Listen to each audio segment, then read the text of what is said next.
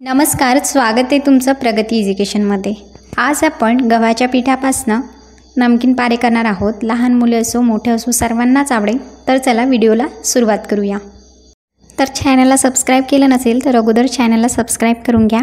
इथे मी 2 बाउल गव्हाचे पीठ घेतलेले आहेत, अर्धा बाउल रवा घेतलेला आहे आणि 1 चम्मच मीठ, 1 चम्मच जिरा घेतलेला आहे आणि यामध्ये क्रश केलेला ओवा टाकायचा, ज्यामुळे डायजेशन जे आहे ते व्यवस्थित होणार। आणि यामध्ये टाकायचं आपल्याला 4 ते 5 चम्मच गरम तेल टाकायचं आहे। यामुळे काय होणार, नमकीन पारे जे आहेत एकदम क्रिस्पी होणार। त्यासाठी काय करायचं, पूर्ण तेल जेव्हा आपण टाकतो तेव्हा चमच्याच्या सहाय्याने मिक्स करून घ्यायचं। नंतर हे पूर्ण व्यवस्थित एकत्रित करून घ्यायचं आहे, ते एकजीव झालं पाहिजे। आणि यामध्ये थोडं थोडं पाणी टाकायचं, साधारण इथे अर्धा ग्लास पाणी पुरेसं आहे, जास्त आपल्या हा डो जो आहे जास्त रफ पण नाही आणि जास्त सॉफ्ट पण नाही भिजवायचा आहे, मीडियम भिजवायचा आहे। थोडं तेल टाकायचं आहे आणि छान हे मळून घ्यायचं आहे। छान हे मिक्स करून घ्यायचं आणि मळून घ्यायचं आहे। 10 मिनिट हे साधारण रेस्ट करायला ठेवायचं आणि नंतर पुन्हा हे मळून घ्यायचं आहे। आणि आता आपण याचे नमकीन पारे करून घेणार आहोत।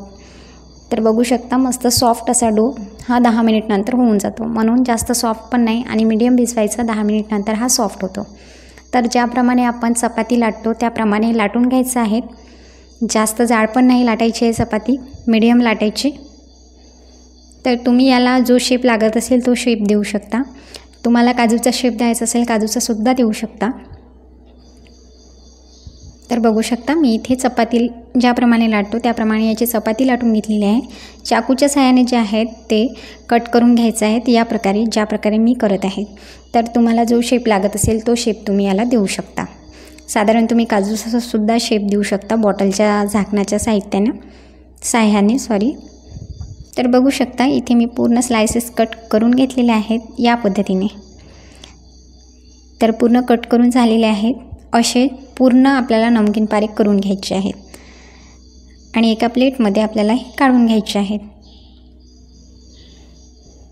तर बघू शकता या पद्धतीने आपण प्लेटमध्ये सुद्धा काढून घेतलेले आहे। तेल टाकायचं, तेल साधारण इथे पाव तेल टाकलेलं आहे आणि गरम झाल्यानंतर तेल गॅसचा फ्लेम लो ठेवायचा आणि नंतर यामध्ये आपल्याला नमकीन पारे जे आहेत फ्राय करून घ्यायचे आहेत। तर बघू शकता मस्तपैकी आपण नमकीन पारे जे आहेत फ्राय करून घेत आहोत। तर साधारण 5 ते 6 मिनिट आपल्याला लो फ्लेमला फ्राय करून घ्यायचे आहेत। अतिशय क्रिस्पी होतात आणि चवीलासुद्धा छान लागतात, लहान मुलंसुद्धा आवडीने खातात। आणि आपल्याला हे मैद्याचं नाही आहे, तर आपण गव्हाच्या पिठाचे करत आहोत, तर लहान मुलांना तुम्ही हे देऊ शकता, स्नॅक्स म्हणून तुम्ही हे खाऊ शकता। सो बघू शकता मस्तपैकी नमकीन पारे तयार आहेत। तर या पद्धतीने पूर्ण नमकीन पारे आपल्याला करून घ्यायचे आहेत।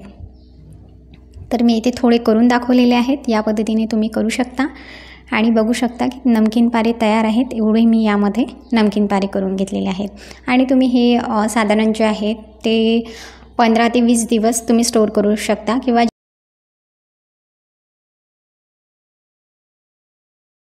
तर बघू शकता असे क्रिस्पी नमकीन पारे तयार आहेत। रेसिपी आवडल्यास प्रगती इझी किचन चॅनलला सबस्क्राईब करायला विसरू नका।